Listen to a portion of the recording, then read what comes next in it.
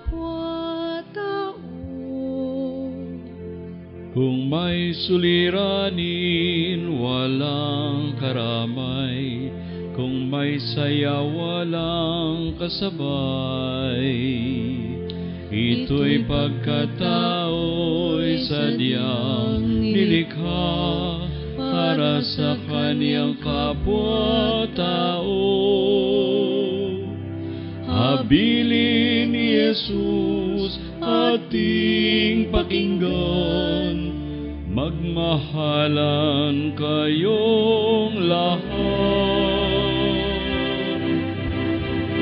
Halina sa Eucharistia, bukal ng buhay, magbahagit, maglingkod, manalangin, pagsisihan ng kasalanan. Halina sa Eucharistia, sa bagong ugnayan, magkaisa't mag-ibigan, magpatawad, at mamulat sa buhay ng lipunan.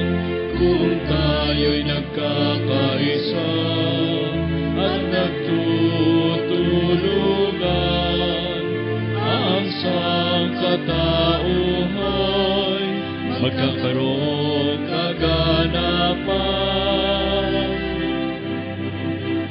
Halina sa Eucharistia, bukal ng buhay, magbahagit, maglingkod, manalangin, pagsisihan ng kasalanan.